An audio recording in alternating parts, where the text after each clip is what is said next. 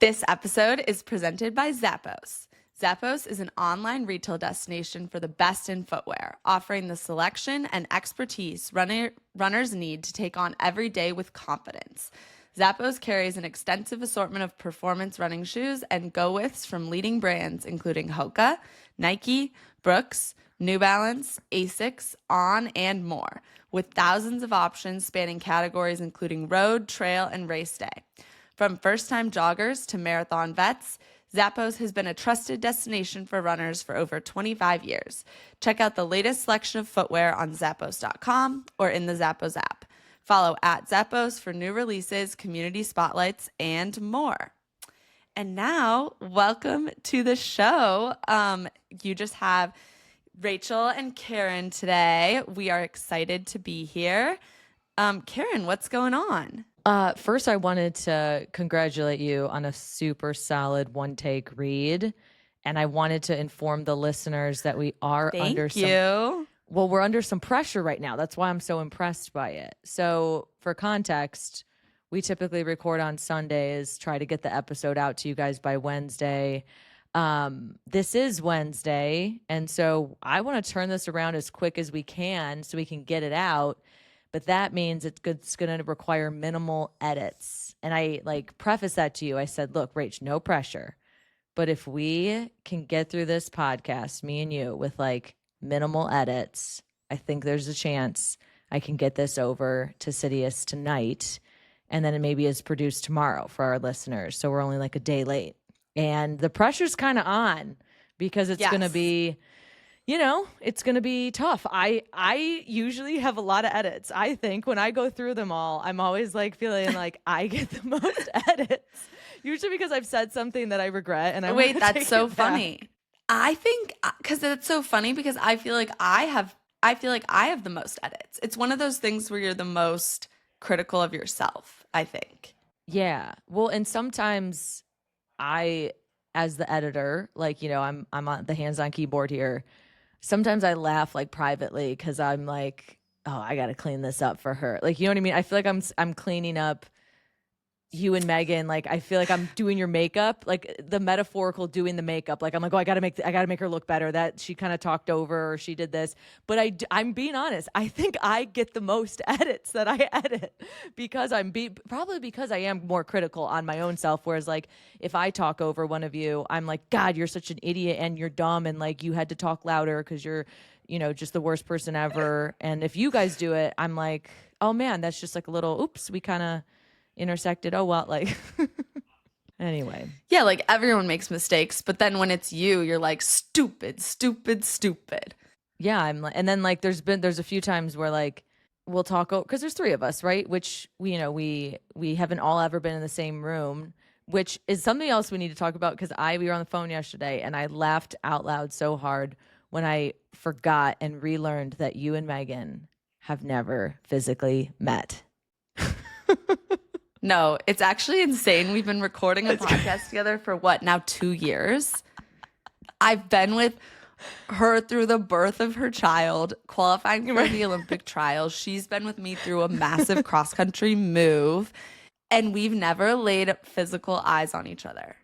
Yes, you That's joked. crazy. You're she's tall, right? You're Karen, she's tall. I was yeah, it's so great. It's great. I feel a little bit like the middleman. I'm I know you, I know her. Yeah. But we want to make a live show happen, so we're putting that out there, and we've gotten questions about it into our DMs and into our email. And so we are trying to make that happen, just letting the listeners know. But that would be, I think what would be so funny is if the live show is the first time you guys meet in person. I think there could be a bit there. That would be epic. I would love that. I mean, I hope I meet Megan sooner than a live show, or I hope we do a live show super soon then. But yeah, I know it's crazy. I've never met Megan in person. Wild. Anyway, though, what's going on? You have a little bit of a different background. You're not at home. I'm not at home. I am in Minocqua and I'm having a blast. It rained a little bit today, but other than that, guys, why has it been a mild June? it's been, at least in the Midwest here. I mean, Rachel, you live in like mild city where it's just very, very mild. Yeah. I think that's the way to describe it all year, but it's just been 60s, 70s. I think next week is like the classic Chicago heat wave where you just want to like blast your AC and, do all that. But I love the heat wave for like that first week. It does get old, obviously, but like I cannot wait for it. Like I'm shaking in my boots, ready for the heat wave to come. I this week did something big. I did my first back-to-back run since my injury. Yay. Which is pretty big. Yeah, I've been doing every other day for like a little bit now. But yesterday and then the day before, so Monday, Tuesday was my first back-to-back, and I did longer runs. I did like 2 5-mile runs back-to-back, and so far it's been like 3 miles every other day or 3 or 4 every other day. So that was a big one. I'm feeling pretty back to normal. The key for me is like I'm totally pain-free when I run, but it's like the in-between. So when I stop running and then when I come home, it's a little sore, but it's getting like less and less. Also, as a heads up, something that I'm very excited about is tomorrow, so Thursday, I'm going to release a video of a brand partnership I did with UFOs, which is really cool. And I'm not Oh my kidding gosh, you guys. amazing. And I want to shout this out here because, they let me pick like one pair of their shoes that I could, get, for free that they would send me. And then I would, do this video, and then they would also pay me, which is amazing. I can't believe that I'm getting to do stuff like that. However, I want to like even shout out to the listeners here that like I was making this video and I realized the shoes I got, I'm like, I don't really know if these are like my favorite to use in the video, perchance. Love wearing them. So I actually loved them so much, like the UFOs brand. I, on my own dime, purchased some actual like UFO sandals, which I'm wearing currently. I'm going to show you them. They're like platform sandals. They're a light dusty pink. And they're very cute. Thank you. I knew they'd be Rachel approved. I feel like you like that dusty rose color. It's very you, Wait, like a purple. I was just going to say, I feel like you like the dusty rose color. Wait, you know what? I was literally just going to say that's such a Karen color. Well, do you want to know what's so funny is why I just think I attributed it with you is because of those Under Armour shoes that you were wearing, but I gifted you those. So wait, you're right. So true. It is a me color. I'm like projecting that onto you like, oh, this is such a Rachel color, but I do think it's a me color that I just am projecting. Yeah, I mean, but also we have the same taste, so we do. I think so. You could. But I love these shoes. I think 2 things are true. I think I am on the other side of my injury. I think I did take an appropriate and extensive amount of time off, but like also I think wearing these sandals in between, so like the when I'm not running, the walking around my apartment in my bare feet was actually killing me. Like that is what was hurting my feet the most when I wasn't running. And so when I started, I was like, I got to start wearing some supportive stuff. And then Megan always talks about how she's, recovering in her UFOs. So I go, I'm just going to get some. So I got some on my own dime. These are the ones you'll see in the video because I just think they look a little better. I'm super excited for that to drop. And I am just a big fan of their brand. So I cannot recommend them enough. And I'm crediting them to helping me get over my injury sooner. Do I think I was on the other side of it? Yes. But like mentally, it is really helping me like just not be in pain. Yeah, absolutely. And I feel like anytime you can do something that feels like, whether it's a sports bra that's really good or like a pair of shoes that's really good, like it does make your mental state better to like have your equipment like be also at a high level. I don't know if that makes any sense, but it's like it just feels right. Okay, speaking of equipment though, I'm intrigued by something you wrote on our little doc, which is that you bought a bike. Oh my God, Rachel. I can't believe this. I have been on the hunt for a while now. I've talked about it on the podcast a little bit. I do have to credit my boyfriend because he found this obviously as a new cyclist, I don't even know the difference. The biggest advice I got from people when I like put this out into the Insta universe and got DMs was like, go into a bike shop and actually try on a size, which I did. And then 2, buy secondhand. Do not just buy at full price a bike for your entry level bike. And of course, like being an endurance athlete already, I think I had some ego about that. I'm not gonna lie. Like I was like, what do you mean? Like I gotta like buy secondhand? Like I don't wanna. I'm not. This isn't like temporary. This isn't a hobby. Like I'm genuinely serious about cross training, and I know I'm gonna like it. And so I think I had to swallow my pride a little bit with that, and just know that I am new to this, and like the same way I would recommend someone new to running. I wouldn't maybe recommend doing like the most expensive and get like the high. I wouldn't recommend like getting those like $500 plus Adidas world record shoes, for them, like right off the bat. Well, I feel like the equivalent is like you wouldn't buy a Woodway treadmill or like a really expensive treadmill if you're just you'd like buy a gym membership and you would go to the gym. That's, I feel like, the equivalent. Okay, but did you get it? Have you picked it up? Like what? Okay, yes. Have you ridden it?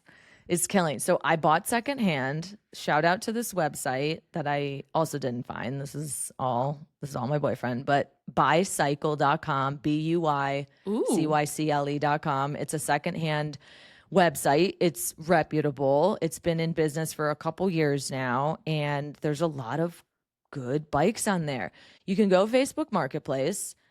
There's plenty of options of secondhand bikes you can do. There's Facebook groups. But what's cool about this is you just have more options because it's like not your radius isn't, your town. It can be anywhere in the country. And they do a pretty good job of offering buyer protection, which I think is like sometimes the scariest thing about buying over the internet secondhand is like, what if this is a scam? So they have buyer protection and then they ship it for like a decent amount. It's not like, I don't think crazy expensive for shipping a bike. They have like a whole system. I bought the Giant Revolt SRAM Apex. So Giant is the brand. Okay. Revolt, I believe, is like the model. And then SRAM Apex. Who knows what that means? But the condition was very good. It's like new. It's like this is exactly what I wanted. I wanted to buy it first from a woman because, of course, it's going to be my size small in a bike is what my size is. And then she wrote in here literally like, got it in 2021 and then like a COVID bike and then didn't ride it for 5 years. So that's like best case scenario, right? Is it's not someone that's like worn it into the ground and kind of can make it look like it's totally fine, but it's a carbon frame. Right. You don't want you don't want a pair of like shoes that someone has worn for 500 miles and they're like, here you go. That's different. Obviously shoes are different than a bike, but can you imagine? No. Like when you're new to this, you might not even know what to check. And I learned about brakes. I've learned about the suspension. Feel like I've learned about the frame and the material. The biggest thing that I think was most important, because guys, I mean, I'm starting from ground zero. I knew nothing really about bikes. Like even the brakes, right? There's the classic like clutch brakes. And then there's like the more hydraulics, I think, or disc brakes. Anyway, obviously disc is more upgraded. So biggest thing though is bike frame for me. So that's what the biggest benefit I got about going into a physical store was I tried a few different types of bikes, and one was aluminum and then one was carbon. And I realized I really liked the carbon frame better. It's like a little lighter and it just to me felt better. A lot of it was from the bike guy. He was like, you got to see what feels right. And I was a little like, as a more type A person, I was like, no, but I need key points. Like what I don't go on feel. What do you mean? And so it was the first time I got on there and I was like, no, I think this feels better, carbon. So it truly was how it feels. And so anyway, I should be getting this bike shipped to me in the next week and a half or so. I got a pretty good price on it. I didn't really know how expensive bikes were, especially road/gravel bikes. And I got what I really wanted was like a hybrid. So it's a fast bike, which is more what you think of when you think of a road bike. But I got ones that it's made for gravel as well, and that's in the tires. Like the tires can withstand like gravel and, you know, rougher terrain. So I wanted something that was like more versatile. Wow. I don't know anything about bikes either, Karen. I'm actually, don't take this the wrong way because I don't mean it as an insult, but I'm surprised you're getting into biking. Like, I feel like you're such a runner in the best way possible. But I'm like excited for this journey for you because I also would love to get more into like road biking or gravel biking. I wish I was still in Chicago. We could go on rides together. That would be fun. No, and I don't take that the wrong way because I agree. I think I have said on the record, like, I cannot do anything other than run because that's like my most enjoyable form of cardio. I do think Totally. I'm just not a stationary person. I don't enjoy the treadmill. I don't enjoy stationary gym equipment. And I think that's why I thought I never was a bike person because I can't do that godforsaken like gym stationary bike. It's just not my thing. I've tried. But I think what's convinced me is truly just going out for rides and seeing even just like the culture behind it. I told you I was like curious and knowing people that are interested in it. It just got me intrigued. And really what made me pull the trigger was this injury. And I just was like, okay, I can't have no outlet. Like I need something. And like I just went down the list. I'm like, I ain't swimming. I ain't gonna be a workout class girly. That's just not my thing. Like going to a Pilates, like I just don't get the same thing out of that. I'm like, I need something as similar to running outside as I can. And like I think it's just cycling. And so that's been my journey. Keep us posted. I'm curious, Rachel. I will. Rachel, we are coming off like a full week together.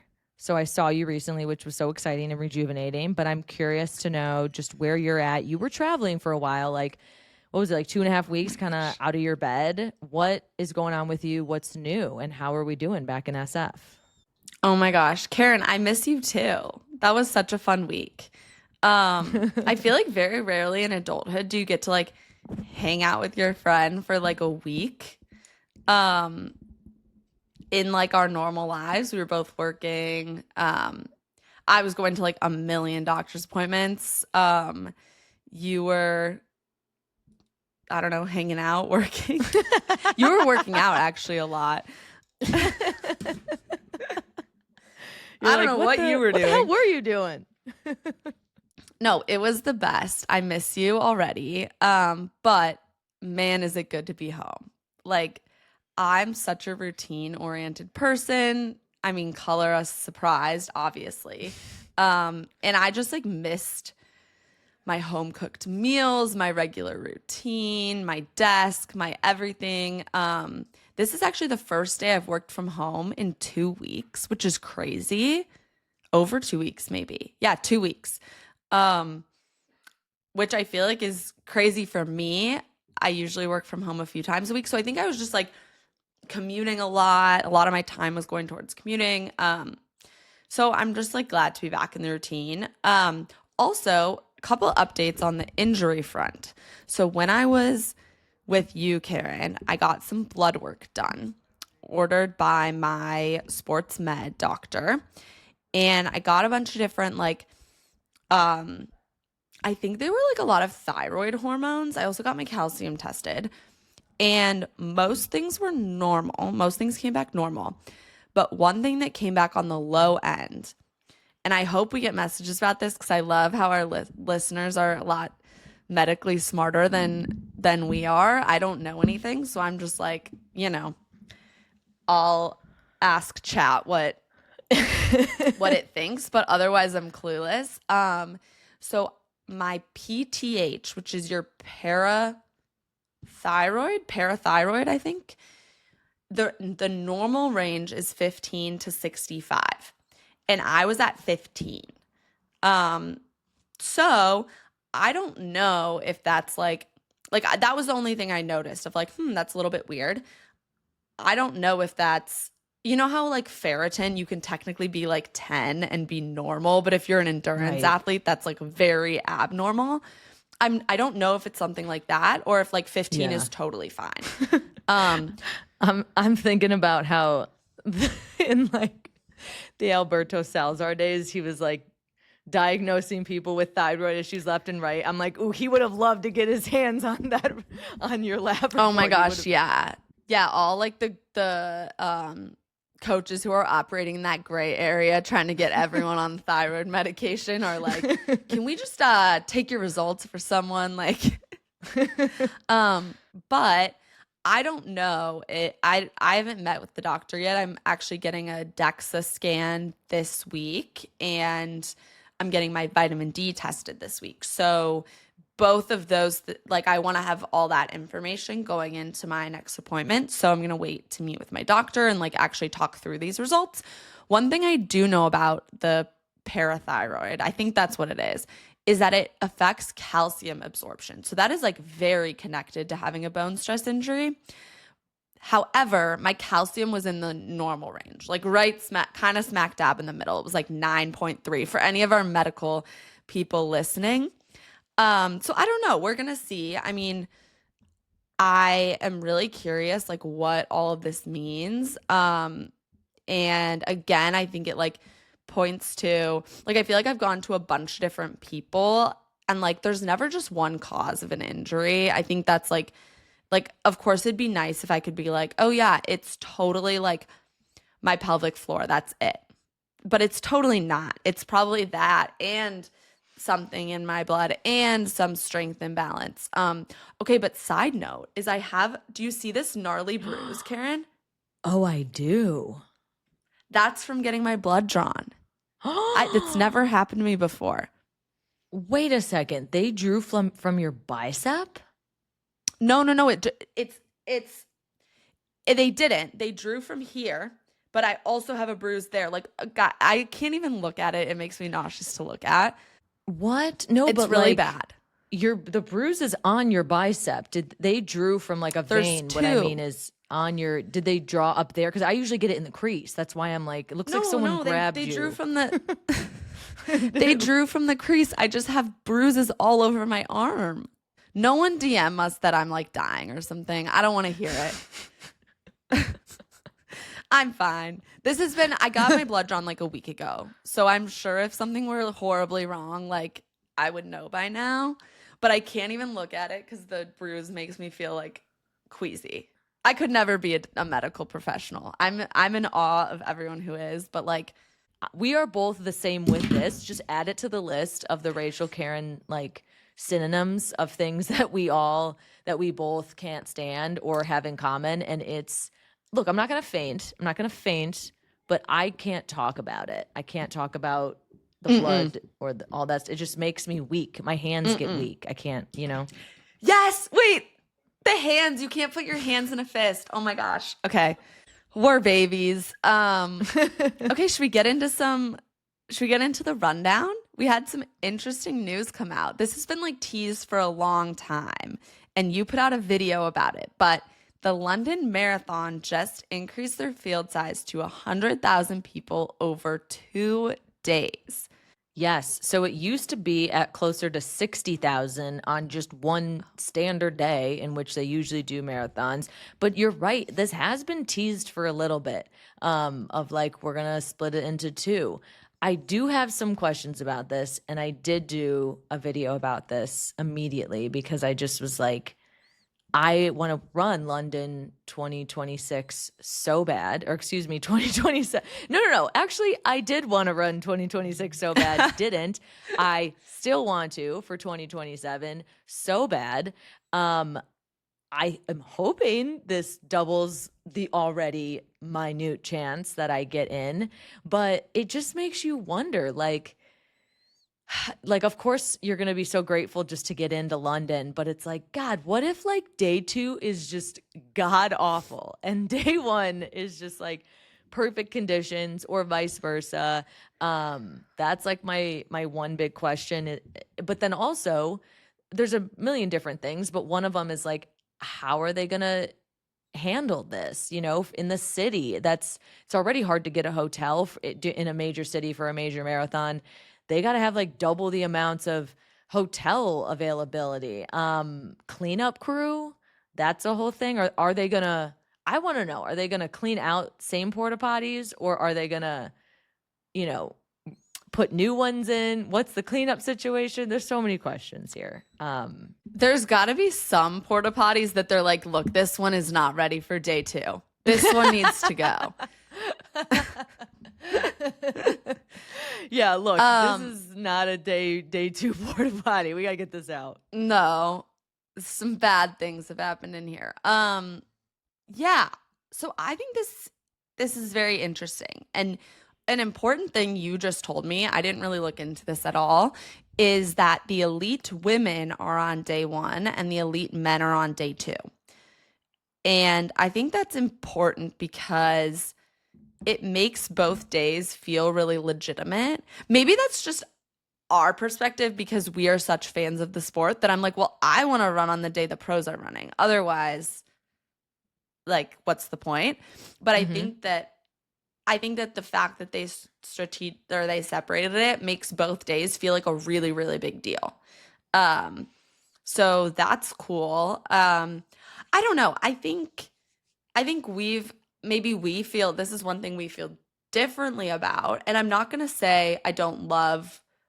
I've only run major marathons actually. So this is me just like totally like winging it right now with this take. But I feel like I'm kind of getting excited about like smaller, like mid-size marathons because basically I'm influenced by Megan, and I'm also influenced by doing a lot of smaller half marathons and a lot of smaller races. I just like love the vibe of not having to spend $500 to $1,000 on a hotel room and like not having to like play the odds with the lottery or like hope you run really fast time and qualify. Like I think that while it's amazing London is letting in more people, I hope people know that there are other races besides the majors. I know our listeners do because we're all like probably big fans of running, but I hope like new runners, if they actually just want to run a marathon, like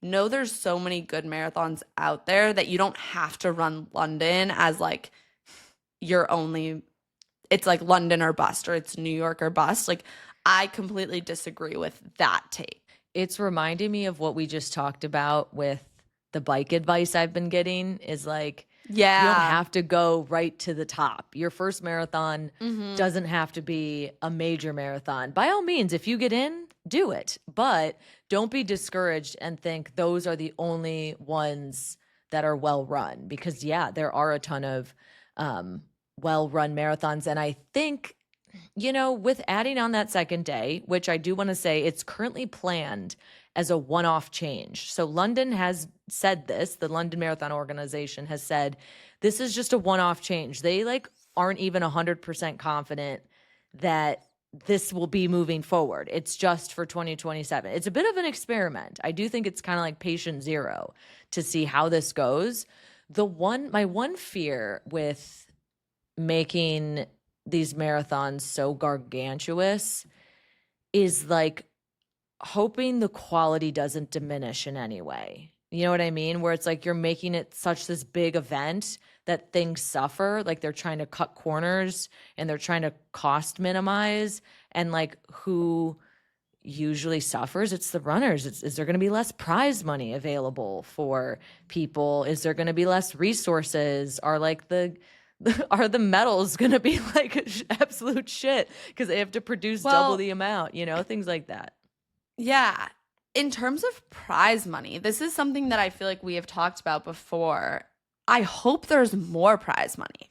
Right. Because what I hope happens, or I hope the people like putting on the event are compensated well. And I hope that athletes, because this running boom, who I think should benefit from the fact that running is becoming so much more popular is professional marathoners. Like, I hope that the fact that London Marathon is getting race entry fees from, and like now they're getting hopefully they're getting bigger sponsorships because it's now 2 days of like coverage instead of one. I hope the people who see that are the athletes. And I hope they're staying in like the most bomb hotel in London. I hope they're like getting hope they're in Soho such House, good hospitality. Like, I hope that the people who see the increase in money are the athletes. And I'm not optimistic that that will happen, but like that is, I think, what we hope for as people. I mean, we're not professional athletes, but like as sub-elite athletes, I hope that people in the professional world can like be compensated better. And not just the 1%, the people winning, like kind of the people that are like fighting for those spots in pro fields. So anyway, I'll get off my soapbox now. I love it. No, I'm excited for it. These are all positive changes. You know, someone has to try it out. Someone has to try to make the sport better. I'm hoping this does as well. My last question about it is, what happens if you want to defer? I don't know the deferral process commonly for all these major marathons and how they differ. But if you got 100,000 people that are able to possibly defer and they don't do this again in 2028, you know, what does that mean? And is this like a one or done? You know, is a deferral off the table if you happen to get in to London 2027? Who knows? Yeah. It's interesting because they're going to get, I mean, if they used to have 60,000 and now they have 100,000, they're going to get a little less than double the deferrals that they would normally get, which means like the next year, you know, they might have 2 times more spots taken up by people who defer. Mm-hmm. But I don't know. I think they'll probably just figure it out. I feel like they still have to offer the same like deferral option. Mm-hmm. I don't know what they're going to do, but that is an interesting question of just like a lot of things get more complicated when you bring more people into it, when you bring more days into it. Like, yeah, there's just a lot of logistics. I have like mixed feelings about it. I think it's great that more people are getting to do major marathons. I think this like seems like a logistical nightmare for like the city of London, and also just it just is like interesting. I guess as a fan, I love that the women are getting their own like day. I mean, and the men, yeah. But like, you know what I mean? I love that the first person to cross the finish line on Saturday is going to be a woman. Like that rocks, you know? Yes. That's incredible. It's a great point of view there. They each get to have their cake, you know, and eat it too in a way. Yeah. Okay, should we jump into some chick chat? Yes, I would love to. And I do want to say as a shout out before we start our chick chat, please write us in to gettingchickpodcast@gmail.com or DM us on Instagram, and we would love to answer your question. We, guys, everyone listening, have been trying to get our YouTube page up and running. As you can imagine, we're busy women with busy lives, but that's something we're trying to make a priority for you guys so we can offer like our full episodes in visual as well. I think that's something fun that we want to bring to you guys. We had an interesting debacle where we originally made our email gettingchicked@gmail.com, and inadvertently somehow it got lost. And we created our new one, our real one, which is gettingchickpodcast@gmail.com. However, the YouTube page that we had active with like one video up was linked to the gettingchicked@gmail.com, which was like deactivated. Like we never used it. We couldn't even get into it. So we just had like a debacle of like, well, we don't want to have 2 YouTube pages. People are going to be confused. And so rest assured, we're going to delete the old one. Shout out to our 22 followers on that account. Can you please refollow us on the new account? We need all the followers we can get.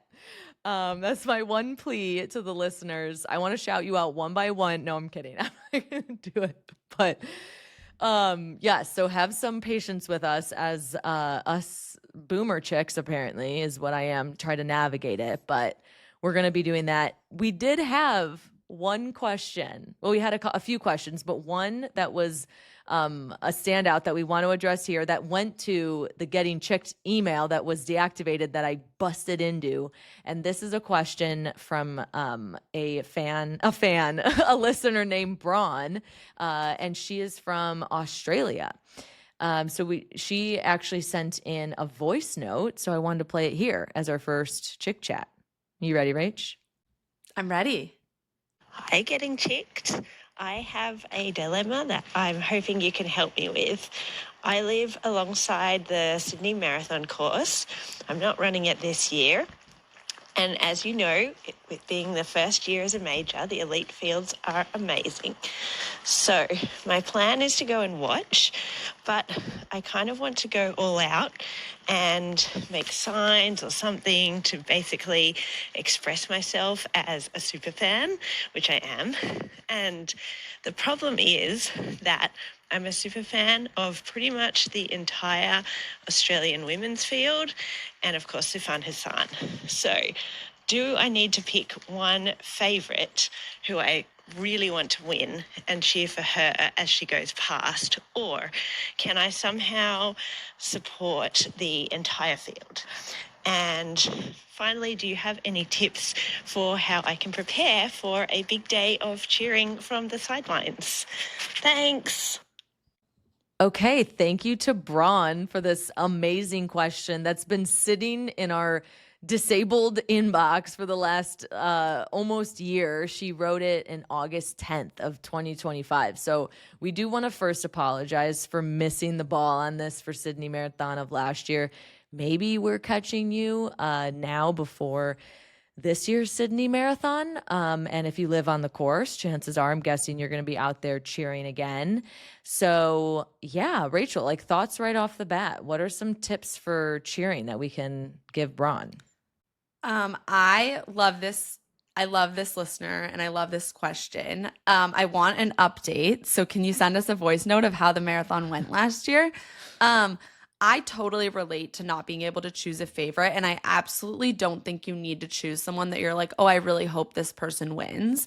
Because I think we go through the same thing every time we talk about major marathons where we're like, oh my God, we're fans of so many people in the field. In terms of going all out, potentially making some signs, I think you have two sides of sign. And you could also make you could get a smaller ones, they're lighter, and you could make like a bunch if you want to make individual signs for people. You can also I think that's one tip. I think you should cheer loud for everybody or everyone that you're like a super fan of, which sounds like it's like half the field at this point, which is great. But no, I don't think you need to choose. What do you think, Karen? What are your thoughts? I love those suggestions. My tip for like poster board making is like exactly what you said is you can do two sides. So you can like literally kill two birds, one stone with like just holding one sign. But my tip would be to write one of the signs on one of the sides upside down so that you can just flip it back and forth as opposed to like turning it around like, like a page on a book or whatever. I think it's just easier. So that's my little tip for that. You also could who doesn't love to deck out a shirt? Like get a white t-shirt and then like draw on it. We used to do that all the time with like puffy paint. We would print out, you can get fancy and print out like someone's face. You can do puffy paint, you can write. I think all those things are totally on the table. I was going to say, what about like fat heads? You know how in bachelorette parties, they'll make fat heads of the guy? Make fat heads of your favorite runners. Bro. Those are so light. You could have a ton of them. You can also pull a Diljit Taylor, a Coach T, and have your t-shirt that says watch women's sports with all of the faces of your favorite athletes on it. I mean, that's if you want to go really hard.